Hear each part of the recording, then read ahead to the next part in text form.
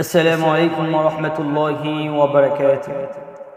الحمد لله نحمده ونستعينه ونستغفره ونؤمن به ونتوكل عليه ونعوذ بالله من شرور أنفسنا ومن سيئات أعمالنا. من يهده الله فلا مضل له ومن يضلله فلا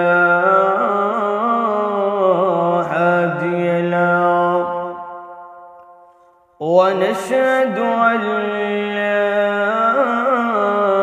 إله إلا الله وحده لا شريك له، ونشهد أن سيدنا وسندنا وحبيبنا ومولانا محمدا عبده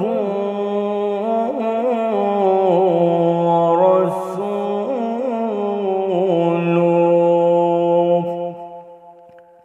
الذي أرسل إلى الناس كافة بشيرا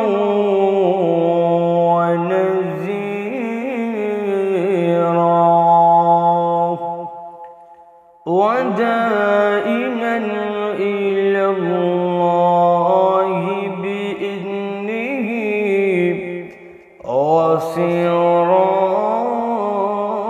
وسراجا منيرا.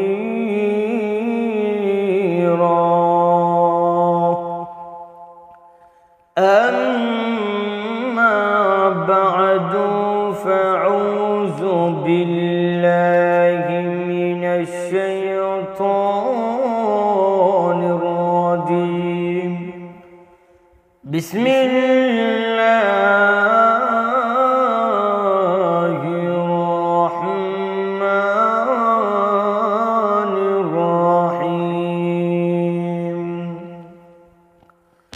والتين والزيتون وطور سينين وهذا البلد الأمين.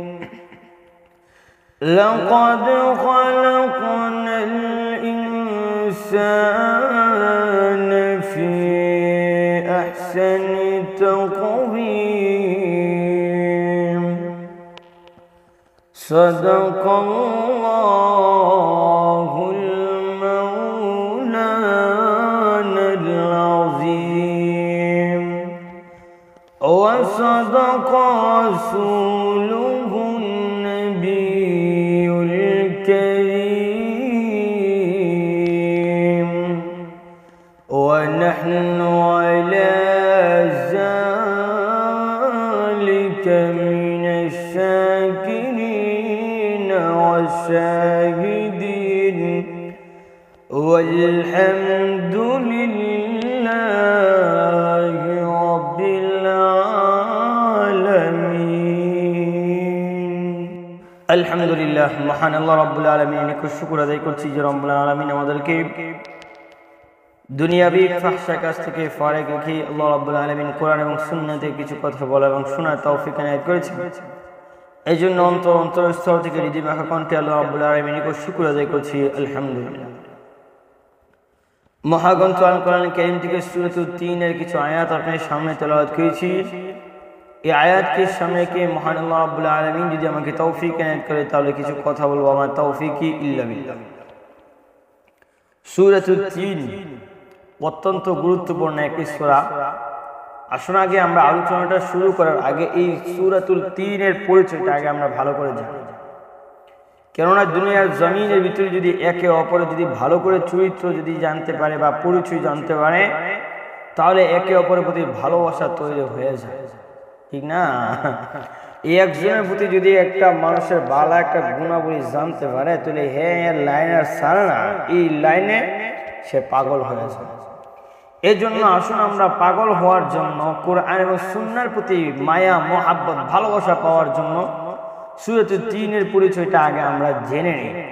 সূরাতুল তিন মহাগ্রন্থ আল কোরআন কারীমের ভিতরে আল্লাহ রাব্বুল আলামিন 30টা পারা দিয়েছেন। এর ভিতরে সূরাতুল তিন হচ্ছে 30 নম্বর পারা। তাহলে 1 নম্বর পরিচয় 30 নম্বর পারা আমার তেলাওয়াতকৃত সূরাটি অবস্থিত। 2 নম্বরে আল্লাহ রাব্বুল আলামিন সূরাতুল তিন কে আল্লাহ রাব্বুল আলামিন 95 নম্বর 95 নম্বর সূরা হিসেবে অবতীর্ণ করেছেন। 3 নম্বরে আল্লাহ সুবহানাহু ওয়া তাআলা কোন কোন সূরার ভিতরে 2টা 3টা 4টা 5টা 100 150 আয়াত নাযিল করেন, কিন্তু সূরাতুল তিনের ভিতরে আল্লাহ রাব্বুল আলামিন 8টি আয়াত নাযিল করেছেন। 4 নম্বরে এই সূরাতুল তিনের ভিতরে আল্লাহ রাব্বুল আলামিন এই 8টি আয়াতের মধ্যে 34টি শব্দ আল্লাহ সুবহানাহু ওয়া তাআলা দিয়েছেন। 5 নম্বরে এই সূরাতুল তিনের পরিচয় হচ্ছে 159টি বর্ণমালা রয়েছে, যেমন ভাবে আলিফ জবর জের পেশ, এইভাবে 159টি বর্ণমালা রয়েছে। 6 নম্বরে আল্লাহ রাব্বুল আলামিন 114টা সূরাটাকে 2টা ভাগে ভাগ করেন, অথবা মাক্কিয়া অথবা মাদানিয়া। মাক্কিয়া সূরা বলা হয় মক্কা, হিজরতের পূর্বে যা অবতীর্ণ করেছেন এটাকে বলা হয় মাক্কিয়া। আর মাদানিয়া বলা হয় যে সূরা মদিনাতুল মুনাফফারা হিজরতের পরে আল্লাহ রাব্বুল আলামিন অবতীর্ণ করেছেন। এজন্য সূরাতুল তিন আল্লাহ রাব্বুল আলামিন মক্কাতুল মুকাররমা আল্লাহ রাব্বুল আলামিন অবতীর্ণ করলেন। তাহলে বোঝা গেল এই সূরাতুল তিন মক্কা তথা হিজরতের পূর্বে আল্লাহ রাব্বুল আলামিন অবতীর্ণ করেছেন। এবার 7 নম্বর পরিচয় সূরাতুল তিন নামকরণের কারণটা কেন? মুফাসসির কিরামগণ বলেন আল্লাহ রাব্বুল আলামিন কোন কোন সূরার শুরুতে আল্লাহ রাব্বুল আলামিন এই শব্দের দিকে নিক্ষেপ করে আল্লাহর নামকরণ করেন। যেমন ভাবে উদাহরণ 1 নম্বর উদাহরণ হিসেবে আমরা দিতে পারি, আল্লাহ বলেন কুল ইয়া আইয়ুহাল কাফিরুন।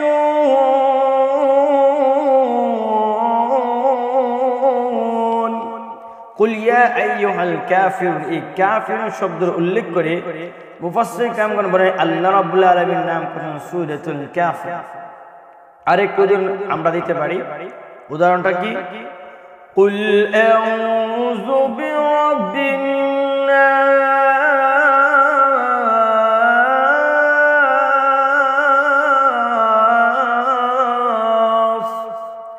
এই যে সূরাতুন নাস, এই নাসের দিকে উল্লেখ করে মুফাসসির কিরামগণ বলেন সূরাতুন নাস নামকরণ করেন। আর একটা কমন সূরা ইন্না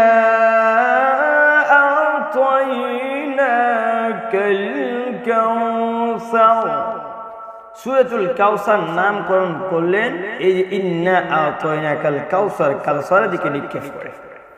তাহলে আমার তেলাওয়াতকৃত সূরার শুরুতেই আল্লাহ রাব্বুল আলামিন বলেন ওয়াতিনি ওয়াযাইতুন।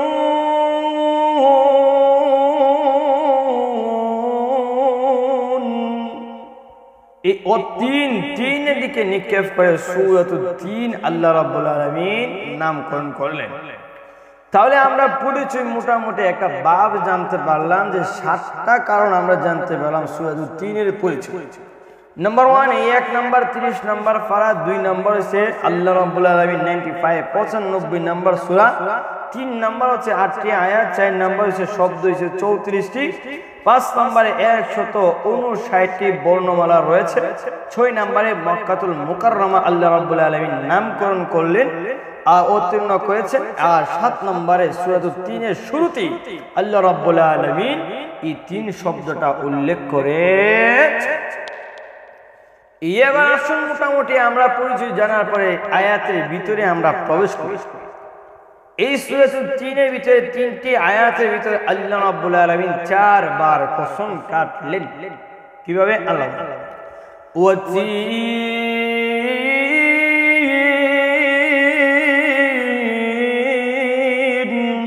ওয়াত-তিন, তিনের কসম কাটলেন। আল্লাহ বলেন ওয়াযাইতুন,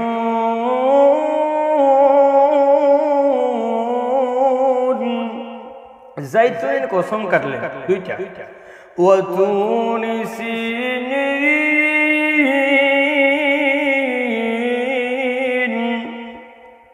আল্লাহ রাব্বুল আলামিন সিনাই পর্বতের কসম কাটলেন। ওয়াহাযাল বালাদিল আমিন,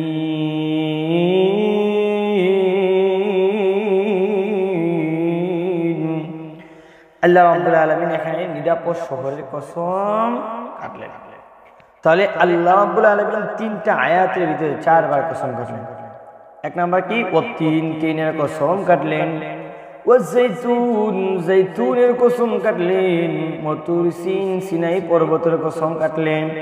ওয়াহাযাল বালাদিল আমিন,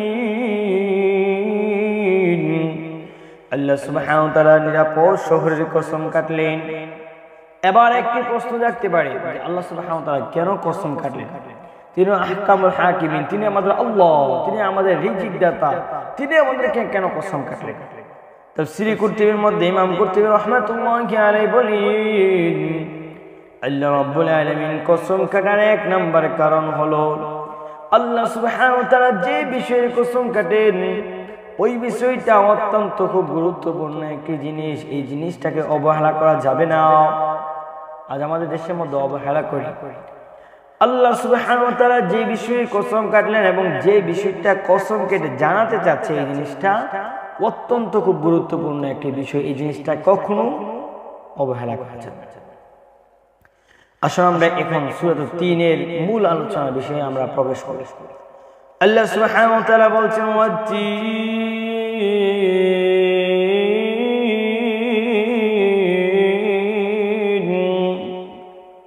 তাফসীর কুরতুবীর মধ্যে ইমাম কুরতুবী রাহমাতুল্লাহি আলাইহি বলেন ওয়াত-তিন, তিন দিয়ে আল্লাহ সুবহানাহু ওয়া তাআলা ডুমুর একটি ফল আছে, এই ফলের কসম কাটলেন।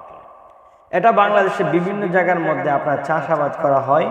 তিন নামক যে ফলটা, ডুমুর ফল। বিশ্বনবী মুহাম্মদুর রাসূলুল্লাহ সাল্লাল্লাহু আলাইহি ওয়াসাল্লামের কাছে একজন লোক এসে বললেন, ইয়া রাসূলুল্লাহ, ইয়া হাবিবাল্লাহ, নবীজি সাল্লাল্লাহু আলাইহি ওয়াসাল্লামের কাছে একজন জনৈক লোক এসে বললেন, ইয়া রাসূলুল্লাহ, তার হাতের মধ্যে একটা ব্যাগ ছিল। ওই একটা ব্যাগ নিয়ে নবী সাল্লাল্লাহু আলাইহি ওয়াসাল্লামের কাছে এসে বললেন, ওগো নবীজি, এই নেন আপনার জন্য হাদিয়া নিয়ে আসলাম। নবীজির কাছে হাদিয়া নিয়ে আসলেন। আল্লাহর হাবিব সাল্লাল্লাহু আলাইহি ওয়াসাল্লাম বলেন যে এই যে হাদিয়া যে নিয়ে আসলেন ওই ব্যাগটার মধ্যে ছিল ডুমুর ফল। সুবহানাল্লাহ। নবীজি সাল্লাল্লাহু আলাইহি ওয়াসাল্লাম বললেন, ও আমার সাহাবীরা শুনুন, আমি নবীজি যদি বলি জান্নাত থেকে আল্লাহ রাব্বুল আলামিন দুনিয়ার জমিনে কোন ফল পাঠালেন, তাহলে নবী সাল্লাল্লাহু আলাইহি ওয়াসাল্লাম বলেন তিন নামক যে ফলটা আছে এটা জান্নাত থেকে আল্লাহ সুবহানাহু ওয়া তাআলা। এবার আসলে এই তিন ফলের উপকারিতা বিষয় নিয়ে আমরা একটু রিসার্চ করি। অভিজ্ঞ ডাক্তারগণ বলছেন, অভিজ্ঞ ডাক্তারগণ বলেন, তাহলে আমরা এক নাম্বার আমরা হাদিস থেকে জানতে পারলাম নবীজি সাল্লাল্লাহু আলাইহি ওয়াসাল্লামের কাছে একজন লোক এসে একটা বাজারে ব্যাগ দিয়ে কিছু তিন ফল নিয়ে আসেন, ডুমুর ফল নিয়ে আসেন। নবী সাল্লাল্লাহু আলাইহি ওয়াসাল্লাম বলেন, জান্নাত থেকে যদি আমি বলি যে সরাসরি আল্লাহ সুবহানাহু ওয়া তাআলা দুনিয়ার জমিনে জান্নাতে একটা ফল, সেটা হলো তিন নামক ফল। এবার আসুন, তিন নামক ফল যদি আমরা পান করি বা আমরা খাই, তাহলে আল্লাহ সুবহানাহু ওয়া তাআলা এর মধ্যে কি ধরনের চিকিৎসা দিয়েছেন সেই বিষয় নিয়ে আমরা একটু আলোচনা করি। অভিজ্ঞ ডাক্তারগণ বলছেন, এক নাম্বার হলো যাদের পায়খানা করতে সমস্যা হয়ে যায়। আমাদের দেশের মধ্যে অনেক মানুষের পায়খানা করতে সমস্যা হয়ে যায়, তো তাদের যদি পায়খানা যদি সমস্যা হয় তাহলে এক নাম্বার হচ্ছে তিন নামক ফল যারা নিয়মিত খাবে আল্লাহ রাব্বুল আলামিন তাদের পায়খানাগুলোকে ক্লিয়ার করে দিবেন। দুই নম্বরে আল্লাহ সুবহানাহু ওয়া তাআলা বলছেন, যারা জরায়ুর ব্যথা করে এবং মানুষের মধ্যে হাঁটতে পারে না এবং জোড়ায় জোড়ায় ব্যথা করে, আল্লাহ সুবহানাহু ওয়া তাআলা বলেন কোন মানুষ যদি তিন নামক ফল পান করে বা খায়, আল্লাহ সুবহানাহু ওয়া তাআলা ওই বান্দা এবং বান্দীকে ওই তিন নামক ফল খাওয়ার কারণে তার জোড়ায় জোড়ায় আর কখনো ব্যথা রাখবে। 3 নম্বরে আল্লাহ সুবহানাহু ওয়া তাআলা বলছেন, এবং অভিজ্ঞ ডাক্তার একটা মতামত পেশ করলেন, কোন মানুষ যদি ক্যান্সার হয়, এই ক্যান্সারের আনসার খুঁজে পাওয়া যায় না। অভিজ্ঞ ডাক্তারগণ বলছেন, ক্যান্সারে যদি আনসার খুঁজে পেতে চান তাহলে আপনার নিয়মিত কি করতে হবে? 3 নামক ফল খেতে হবে। 4 নাম্বার হচ্ছে যাদের বুকের মধ্যে ক্যান্সার হয়ে যায়, এই ক্যান্সার ভালো করতে হলে অবশ্যই কি হতে হবে? 3 নামক ফল খেতে হবে। 5 নম্বরে পেটের মধ্যে যদি আমাদের চর্বি হয়ে যায়, আমরা সকালবেলা ঘুম থেকে উঠে দৌড়াই এবং আমরা পেরাশানের মধ্যে আমরা তাকি, যে আমরা ভাবি যে কিভাবে আমরা আমাদের চর্বিগুলোকে কমাতে পারি। এজন্য অভিজ্ঞ ডাক্তারগণ বলেন, নিয়মিত যদি 3 নামক ফল যদি খাই, আল্লাহ রাব্বুল আলামিন ওই বান্দা এবং বান্দিকে আল্লাহ সুবহানাহু ওয়া তাআলা তাদেরকে কখনো কি দিবে না? আপনার পেটের মধ্যে চর্বি দিবে। 5 নাম্বার গেল। 6 নম্বরে অভিজ্ঞ ডাক্তারগণ বলছেন, কোন মানুষের যদি ওজন বেড়ে যায়, আমাদের হঠাৎ করে লক্ষ্য করলে দেখতে পারি যে আমাদের ওজন বেড়ে যায়, মোটা হয়ে যায়। এই ওজন যদি আমরা আপ ডাউন করে, অনেক সময় বেড়ে যায়, আবার আমরা যখন বেড়ে যায় তখন আমরা জিম করি বা ব্যায়াম করি, এই ব্যায়ামের মাধ্যমে আমরা আবার ওজনটাকে আমরা কন্ট্রোল করার জন্য চেষ্টা করি। অভিজ্ঞ ডাক্তারগণ বলছেন যে আপনি যদি ওজন যদি কমাতে চান বা ওজন যদি ঠিকঠাক রাখতে চান, তাহলে আপনি নিয়মিত 3 ফল খেতে হবে। 7 নাম্বার হচ্ছে চোখে যদি আমরা কম দেখি, ইদানিং আমাদের সমাজের মধ্যে যারা আমাদের যুবকরা আছে, বিশেষ করে এই যুবকরা মূলত আপনার মোবাইল টিপতে টিপতে তাদের অবস্থা শেষ হয়ে যায়। এজন্য অভিজ্ঞ ডাক্তারগণ বলেন যে মানুষগুলো যদি নিয়মিত যদি 3 ফল খায়, তাদের চোখের যে আলোটা আছে এই আলোটা কখনো কমবে। 8 নাম্বার হলো ডায়াবেটিস যদি হয়, ফজরের সালাত যখন আমরা পড়তে উঠি তখন আমরা লক্ষ্য করে দেখতে পারি যে মানুষগুলো, কিছু সংখ্যক মানুষগুলো আছে ফজরের সালাত আদায় করে না, অথচ রাস্তাঘাট দিয়ে বের হয়ে যায়, শুধু দৌড়ায় আর দৌড়ায়। যদি বলা হয় কি হয়েছে, তখন বলে ডায়াবেটিস হয়েছে। তাহলে অভিজ্ঞ ডাক্তারগণ বলছেন যারা নিয়মিত 3 ফল খাবে তাদের ডায়াবেটিস কন্ট্রোল।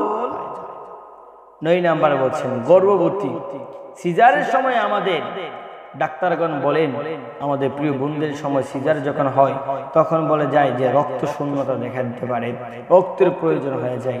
অভিজ্ঞ ডাক্তারগণ বলেন কোনো মানুষ যদি সিজারের সময় যদি রক্ত শূন্যতা দেখা দিবে না, যদি সব সময় 3 নামক ফল খায়। তো এই যে আমরা যে বিষয়টা নিয়ে মূলত আমরা 3 ফলে যে আল্লাহ সুবহানাহু ওয়া তাআলা কসম কাটলেন, অভিজ্ঞ ডাক্তারদের 9টা মতামত আপনার সাথে শেয়ার করার জন্য চেষ্টা করলাম। এবং কোন নাস্তিক এবং মুরতাদ যদি এই 3 ফলকে নিয়ে যদি রিচার্জ করে, আমার মনে হয় তারা কখনো আর এই নাস্তিকতার ভিতর থাকবে না, তারা ইসলাম ধর্মকে কবুল করে। তাহলে 1 নাম্বার হচ্ছে আল্লাহ বলছেন ওয়াতিনি ওয়াজাইতুন। 2 নম্বরে আল্লাহ রাব্বুল আলামিন বলি, মানুষের আমি আল্লাহ রাব্বুল আলামিন জাইতুনের কসম কাটলাম। জাইতুনের আল্লাহ রাব্বুল আলামিন কসম। তাফসীরে কুরতুবীর মধ্যে ইমাম কুরতুবী রাহমাতুল্লাহি আলাইহি হযরত মুআজ রাদিয়াল্লাহু তাআলা আনহু জাইতুনের ডাল দিয়ে মিসওয়াক করতেন। তারা বলেন যে এই যে জাইতুন একটা ফল আছে, এই জাইতুনের ঢাল দিয়ে তারা মিসওয়াক করতেন। আসলে আমরা একটু মিসওয়াক সম্পর্কে আমরা একটু রিসার্চ করি। বিশ্বনবী মুহাম্মদুর রাসূলুল্লাহ সাল্লাল্লাহু আলাইহি ওয়াসাল্লাম বলেন জাইতুনের ডাল দিয়ে মিসওয়াক করা সর্বোত্তম। কোন সময় যদি বলা হয় আপনার কাছে মিসওয়াকের ডাল নাই, তখন হাত দিয়ে আপনি মিসওয়াক করে ফেলবেন। একবার এদিকে নেবেন আর একবার ওইদিকে নেবেন, তারপরে আপনার মিসওয়াকের হকটা আদায় হয়ে যাবে। তবে সর্বোত্তম আল্লাহর নবী বলেন যে কোনো মানুষ যদি মিসওয়াক করে জাইতুনের ঢাল। এবার আসুন নবী সাল্লাল্লাহু আলাইহি ওয়াসাল্লাম কিছু আমল আমরা শুনবো, তারপরে আমাদের অভিজ্ঞ ডাক্তারদের কিছু মতামত জানবো এই জাইতুনের ফলের ভিতরে কি কি আমাদের নিয়ামত রয়েছে। রাতের বেলার আমল রাসূলুল্লাহ সাল্লাল্লাহু আলাইহি ওয়াসাল্লামের সাহাবী আবু হুরায়রা রাদিয়াল্লাহু তাআলা হতে বর্ণিত, তিনি বললেন যে বিশ্বনবী মুহাম্মদ সাল্লাল্লাহু আলাইহি ওয়াসাল্লাম ঘুমাবার আগে তিনি কি করতেন ভাই? মিসওয়াক করে মূলত তিনি ঘুমাতেন। এবার আসুন নবী সাল্লাল্লাহু আলাইহি ওয়াসাল্লাম কিভাবে মিসওয়াক করতেন। আবু মুসা আশআরী রাদিয়াল্লাহু তাআলা আনহু নবীজির কাছে গেলাম, তিনি বলতেছেন বিশ্বনবী মুহাম্মদুর রাসূলুল্লাহ সাল্লাল্লাহু আলাইহি ওয়াসাল্লামের কাছে গেলাম, তখন তিনি মেসওয়াক করতেছিলেন। আমরা দেখতে পেলাম নবী সাল্লাল্লাহু আলাইহি ওয়াসাল্লাম মেসওয়াক করতেছিলেন। আর মেসওয়াকের আল্লাহর নবী সাল্লাল্লাহু আলাইহি ওয়াসাল্লাম এমন ভাবে করেন, জিহ্বার উপরে ছিলেন তিনি আ শব্দটা করতে লাগলেন। তাহলে জিহ্বার উপরে দিয়েও নবী সাল্লাল্লাহু আলাইহি ওয়াসাল্লাম মেসওয়াক করতেন। আর নবী সাল্লাল্লাহু আলাইহি ওয়াসাল্লামের মুখ দিয়ে কি আসছেন ভাই? আ শব্দটা আসছে। এরপরে আল্লাহ নবী সাল্লাল্লাহু আলাইহি ওয়াসাল্লাম মিসওয়াক সম্পর্কে বর্ণনা করেন। আম্মাদান আয়েশা সিদ্দিকা রাদিয়াল্লাহু তাআলা আনহা, যে নবী সাল্লাল্লাহু আলাইহি ওয়াসাল্লামের স্ত্রী আম্মাদান আয়েশা সিদ্দিকা রাদিয়াল্লাহু তাআলা আনহা ডেকে বলেন, কোন মানুষ যদি মিসওয়াক করে আল্লাহ রাব্বুল আলামিন তাদের মুখ থেকে দুর্গন্ধ দূর করে দিবে। এবং আল্লাহ সুবহানাহু ওয়া তাআলা সন্তুষ্ট যদি কোনো মানুষ যদি উপার্জন করতে চায়, সে যেন কি করে? আম্মা আয়েশা সিদ্দিকা রাদিয়াল্লাহু তাআলা আনহা বলেন, মানুষেরা রে, আল্লাহ সন্তুষ্ট লাভের উপায় হলো জাইতুনের ডাল দিয়ে মিসওয়াক করা। এরপরে আল্লাহ নবী সাল্লাল্লাহু আলাইহি ওয়াসাল্লাম বলেন, ও আমার সাহাবীরা বারবার মিসওয়াক করো। আমরা অনেক সময় একবার মিসওয়াক করি, হযরত নবীজি বলেন বারবার মিসওয়াক করো। আনাস ইবনে মালিক রাদিয়াল্লাহু তাআলা আনহু বলেন, নবী সাল্লাল্লাহু আলাইহি ওয়াসাল্লাম আমাকে মিসওয়াকের ব্যাপারে বলেন, তোমরা বারবার মিসওয়াক করো, এতে উপকার রয়েছে। নবী সাল্লাল্লাহু আলাইহি ওয়াসাল্লাম বলেন, ও আমার সাহাবীরা বারবার তোমরা মিসওয়াক করো, এতে উপকার রয়েছে। এবং নবী সাল্লাল্লাহু আলাইহি ওয়াসাল্লাম বলেন, এবং সাহাবী বললেন যে আনাস ইবনে মালিক রাদিয়াল্লাহু তাআলা আনহু বলেন, এতে নবী সাল্লাল্লাহু আলাইহি ওয়াসাল্লাম আমাকে উৎসাহিত করেছেন যেন আমরা বারবার কি করি ভাই? মিসওয়াক করি। এবং নবী সাল্লাল্লাহু আলাইহি ওয়াসাল্লাম আদেশ শুনে আবু হুরায়রা রাদিয়াল্লাহু তাআলা আনহু বর্ণিত, নবী সাল্লাল্লাহু আলাইহি ওয়াসাল্লাম বলেন, নবী সাল্লাল্লাহু আলাইহি ওয়াসাল্লাম বলেন, আমার উম্মতের জন্য যদি কষ্ট না হতো, আমি নবী সাল্লাল্লাহু আলাইহি ওয়াসাল্লাম আদেশ করতাম প্রতি নামাজের আগে আমার উম্মতেরা যেন গো মিসওয়াক করে। নবীজি বললেন, আমার উম্মতের জন্য যদি কষ্ট না হতো, তাহলে আমি নবী বলতাম ও আমার সাহাবীরা আদেশ করতাম তারা যেন বেশি বেশি করে নামাজের আগে মিসওয়াক করে। এবার সর্বদা মিসওয়াক করার কথা বলেন, সর্বদা যে অবস্থায় দেখেন মিসওয়াক করার কথা বলছেন। আম্মা আয়েশা সিদ্দিকা রাদিয়াল্লাহু তাআলা আনহাকে জিজ্ঞাসা করা হলো, সাহাবায়ে কেরামগণ, ও আমাদের মা, নবী সাল্লাল্লাহু আলাইহি ওয়াসাল্লাম দ্বীনের দাওয়াত দিয়ে যখন বাসার মধ্যে প্রবেশ করেন তথা বাড়ির মধ্যে প্রবেশ করেন, সর্বপ্রথম কি করেন? আম্মা আয়েশা সিদ্দিকা রাদিয়াল্লাহু তাআলা আনহা ডেকে বলেন, নবী সাল্লাল্লাহু আলাইহি ওয়াসাল্লাম দ্বীনের দাওয়াত দেওয়ার পরে গো বাসার মধ্যে যখন প্রবেশ করেন, তিনি সর্বপ্রথম মিসওয়াক করেন। নবী সাল্লাল্লাহু আলাইহি ওয়াসাল্লাম মিসওয়াক করেন। আল্লামা শাফি রাহমাতুল্লাহি আলাইহি, আল্লামা শাফি রাহমাতুল্লাহি আলাইহি বলেন, এই যে কোনো মানুষ যদি মিসওয়াক করে তার 70টা গুণ সওয়াব আল্লাহ সুবহানাহু ওয়া তাআলা রয়েছে, এর 70টা উপকারিতাও রয়েছে। সর্বনিম্ন হলো মুখ থেকে তার দুর্গন্ধ একবার শেষ হয়ে যাবে। 2 নাম্বার হলো আল্লাহ নবী সাল্লাল্লাহু আলাইহি ওয়াসাল্লাম বলেন, কোন মানুষ যদি নিয়মিত মিসওয়াক করে গো মৃত্যুর সময় কালিমা তার নসিব হবে। তাহলে এই আল্লামা শাফি রাহমাতুল্লাহি আলাইহি বলেন, মিসওয়াকের উপকারিতা 70টা, তার মধ্যে সর্বনিম্ন হলো তার মুখে থেকে দুর্গন্ধ একবার শেষ হয়ে যাবে।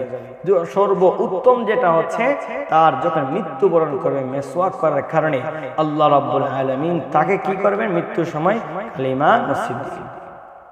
শাহ ওলিউল্লাহ মুহাদ্দিসি দেনবী রাহমাতুল্লাহি আলাইহি বলেন, শাহ ওলিউল্লাহ মুহাদ্দিসি তিনি আবার কয়েকটা প্রেসক্রিপশন দিচ্ছেন। শাহ ওলিউল্লাহ মুহাদ্দিসি দেনবী রাহমাতুল্লাহি আলাইহি বলেন, কোন মানুষ যদি মিসওয়াক করে গলা এবং বুকের কফ দূর হয়ে যাবে। গলা এবং বুকের মধ্যে যদি কফ থাকে, এই কফ দূর হয়ে যাবে গলা থেকে এবং বুক থেকে। কি হয়ে যাবে ভাই? কফগুলো দূর হয়ে যাবে। 2 নাম্বার হলো আমাদের মুখের মধ্যে ব্রণ ফুটে আমাদের মুখের মধ্যে ফোঁড়া পড়ে অথবা শরীরের মধ্যে মুখের মধ্যে যখন ফোঁড়া পড়ে ওই ফোঁড়াগুলো দূর করার জন্য শাহ ওলিউল্লাহ মুহাদ্দিস দেনবী রাহমাতুল্লাহি আলাইহি বলেন তারা যেন বেশি বেশি করে মিসওয়াক করে। 3 নাম্বার হলো আমাদের যাদের আওয়াজ ক্লিয়ার নাই, কথা বলা আমাদের ক্লিয়ার হচ্ছে না, কথা বলতে পারি না। শাহ ওলিউল্লাহ মুহাদ্দিস দেনবী রাহমাতুল্লাহি আলাইহি বলেন কোন মানুষের কথা বলা যদি পরিষ্কার করতে চায় সে যেন বেশি বেশি করে মিসওয়াক করে।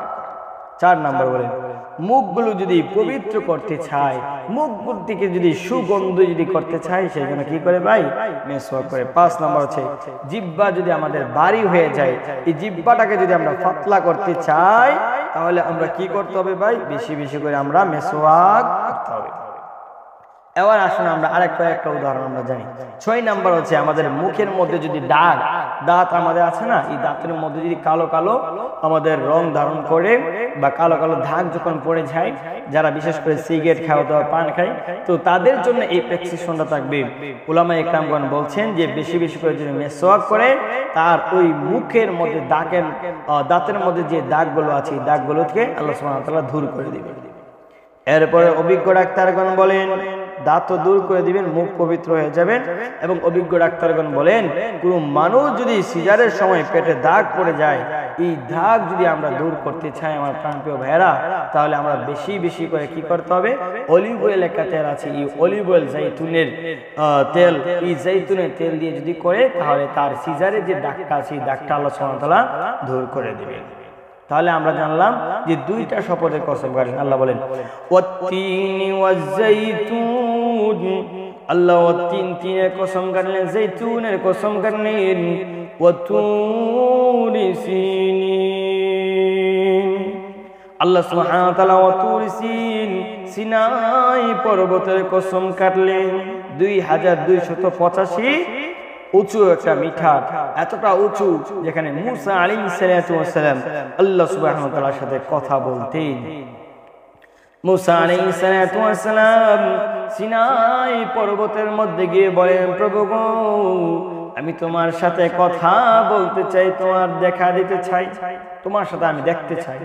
আল্লাহ বললেন মুসা রে কখনো দেখতে পারবা না, একবার কোন সময় দেখতে পারবা না মুসা বললেন।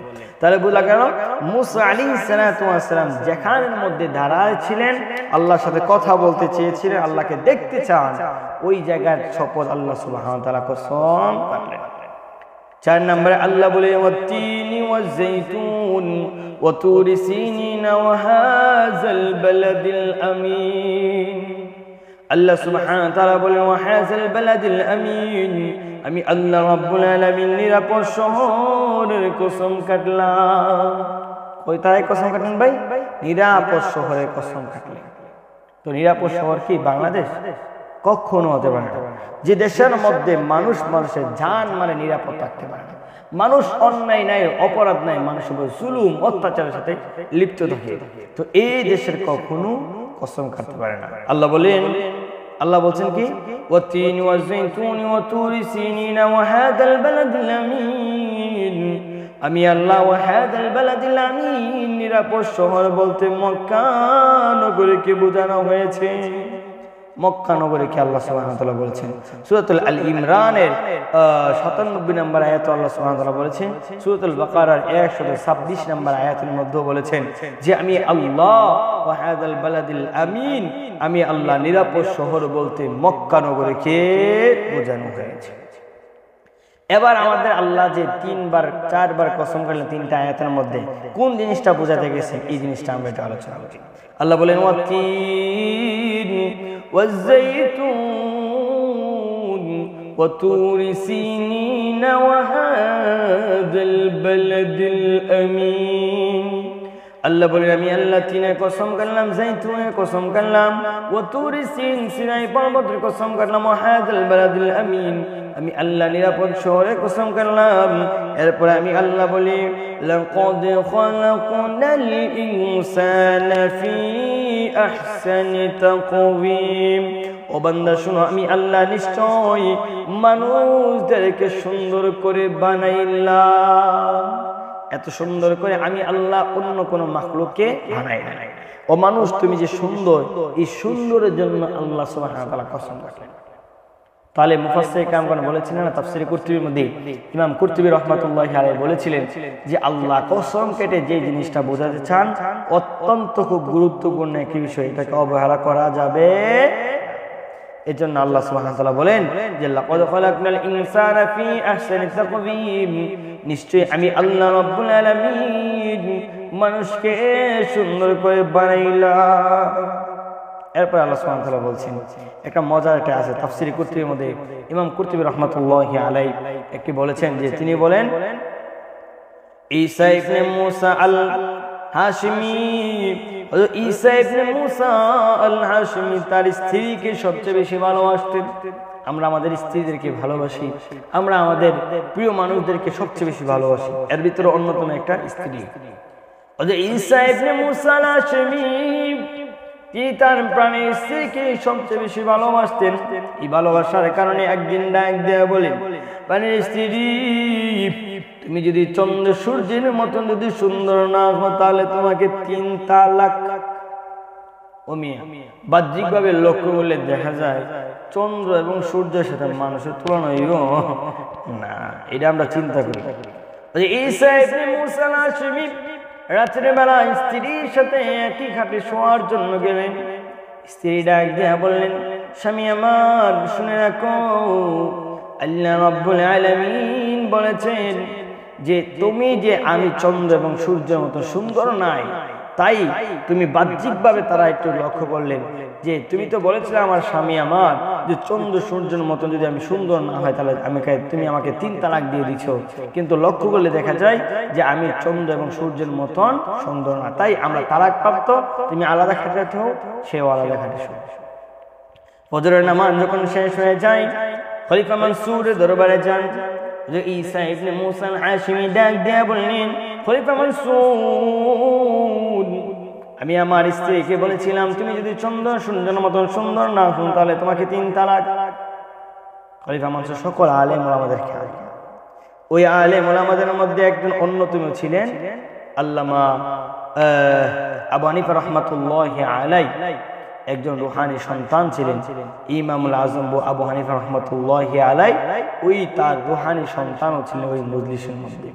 সকল আলেমদেরকে আনার পরে বললেন, আলেম এই অবস্থায় এখন কি তালাক হয়ে যাবে না হবে না, এই বিষয়ে তোমাদের মতামত কি? সকল আলেম উলামারা বলেছিলেন যে হ্যাঁ তালাক হয়ে যাবে। ওই সময় ইমামুল আজম আবু হানিফা রাহমাতুল্লাহি আলাইহি ছাত্র বললেন, আমাকে একটু সুযোগ দেন, আমি একটু তেলাওয়াত করি। সে বলেন, ওয়াতিনি ওয়াযাইতুনি ওয়া তুরি সিনিনা ওয়া হাযাল বালাদিল আমিন লাকাদ খালাকনাল ইনসানা ফি আহসানি তাকওয়িম। সে বললেন, আল্লাহ বলেন তিনের কসম কাটলেন, ওয়াযাইতুন যাইতুনের কসম কাটলেন, ওয়া তুরি সিনিন আল্লাহ সিনাই পর্বতের কসম কাটলেন, ওয়া হাযাল বালাদিল আমিন আল্লাহ নিরাপদ শহরের কসম কাটলেন। এরপরে আল্লাহ বললেন, লাকাদ খালাকনাল ইনসানা ফি আহসানি তাকওয়িম, নিশ্চয় রব্বুল আলামিন মানুষকে সুন্দর করে বানাইলেন। তাহলে আল্লাহ মানুষকে সুন্দর করে বানাইলেন। এরপর আল্লাহ বলেন, সুম্মা ওয়াদাদনাহু আসফালা সাফিলিন।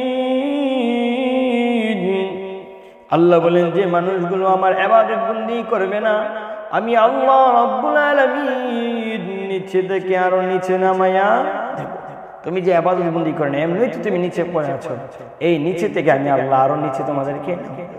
এরপর আল্লাহ ইল্লাল্লাযীনা আমানু ওয়া আমিলুস সালিহাতি ফালাহুম আজরুন গায়রু মামনুন ফামা ইউকাযযিবুকা বা'দু বিদ্দীন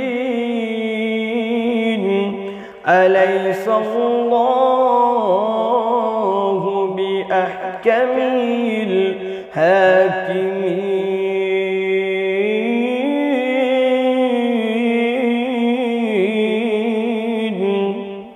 আল্লাহ সুবহানাহু ওয়া তাআলা বলেন, ইল্লাল্লাযীনা আমানু, নিশ্চয়ই যারা বিশ্বাস স্থাপন করেছে এবং যারা সৎ কাজ করেছে তাদের জন্য রয়েছে আমি আল্লাহ রাব্বুল আলামিনের পক্ষ থেকে পুরস্কার। আল্লাহর পক্ষ থেকে পুরস্কার, আল্লাহর পক্ষ থেকে পুরস্কার কি হবে ভাই?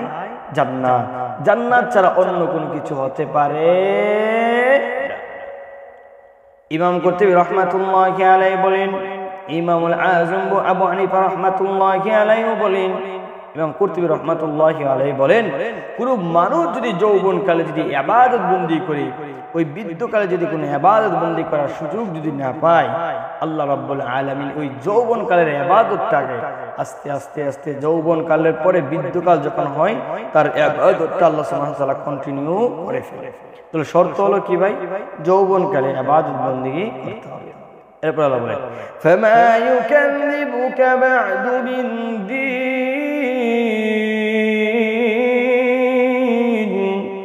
আল্লাহ সুবহানাহু ওয়া তাআলা বলেন তারা কি আমি আল্লাহ রাব্বুল আলামিনের কিয়ামতকে অস্বীকার করা যাবে না? বা অনেক মানুষগুলো আজ আমাদের আছে যে অর্থাৎ কেন তুমি অস্বীকার করছো? অনেক মানুষগুলো আছে যে কিছু মানুষগুলো আছে কিয়ামতকে অস্বীকার করে, অথচ আল্লাহ সুবহানাহু ওয়া তাআলা বলেন কিয়ামত হবেই হবে। কিভাবে? আল্লাহ সুবহানাহু ওয়া তাআলা উদাহরণ দিলেন, কুল্লু মান আলাইহা ফান। আল্লাহ বলেন কুল্লু মান আলাইহা ফান, এই পৃথিবীটাকে আমি আল্লাহ ফান ফান। এরপর আল্লাহ বলেন আল কারিয়াতু মাল কারিয়া। আল্লাহ আল কারিয়া মাল কারিয়া। এরপর আল্লাহ বলেন মাতাআন লাকুম ওয়া লিআনআমিকুম ফাইযা জাআতিত তাম্মাতুল কুবরা। এই তাম্মা দিয়ে আল্লাহ কিয়ামতকে বুঝিয়েছে। এরপর আল্লাহ বলেন متاعا لكم ولأنعامكم فإذا جاءت الصاخة। আল্লাহ এখানে as-sakha আল কারিয়া আত-তাম্মা। আবার আল্লাহ বলছেন আল হাক্কাতু মাল হাক্কা। আল্লাহ আল কারিয়া আত-তাম্মা as-sakha আল হাক্কা এই সবগুলো দিয়ে আল্লাহ বলছেন কিয়ামত, এই কিয়ামত হবেই হবে। এরপর আল্লাহ বলছেন আলাইসাল্লাহু বিআহকামিল হাকিমিন।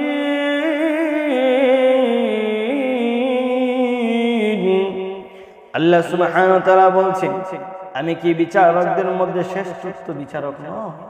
অবশ্যই আল্লাহ সুবহানাহু ওয়া তাআলা বিচারকদের মধ্যে শ্রেষ্ঠ বিচারক। কিছু কিছু মুফাসসির কামগণ বলেন যে আল্লাহ সুবহানাহু ওয়া তাআলার এই আয়াতটা যখন বলা হয় আলাইসাল্লাহু বিআহকামিল হাকিমিন, তখন তারা বলবেন ক্বালু বালা, অথবা তারা বলবেন বালা ভালো, যে হ্যাঁ অবশ্যই আপনি শ্রেষ্ঠ। ইমামুল আযম ইমাম আবু হানিফা রাহমাতুল্লাহি আলাইহি বলেন, আবু হুরায়রা রাদিয়াল্লাহু তাআলা আনহু বলেন, হাদিসটি পাওয়া যায় আপনার মুস্তাহাব যে একটা আমল আছে। ইমাম আবু হানিফা রাহমাতুল্লাহি আলাইহি ইমাম আবু হুরায়রা রাদিয়াল্লাহু তাআলা আনহু নবী সাল্লাল্লাহু আলাইহি ওয়াসাল্লামের সাহাবী আবু হুরায়রা রাদিয়াল্লাহু তাআলা আনহু বলেন যে আলাইসাল্লাহু বিআহকামিল হাকিমিন যখন পড়া হয় তখন বা পড়েন, নিজেরা পড়েন অথবা ইমামের পিছনে পড়েন, তখন বলতে হবে ভালা। এই আমলটাকে তিনি মুস্তাহাবের সাথে তুলনা করা হয়েছে। আল্লাহ রাব্বুল আলামিনের কাছে আমরা প্রত্যাশা কামনা করছি যে আমরা আজকে আমাদের সূরা ৩ এর বিষয়বস্তু নিয়ে আমরা আলোচনা করেছি।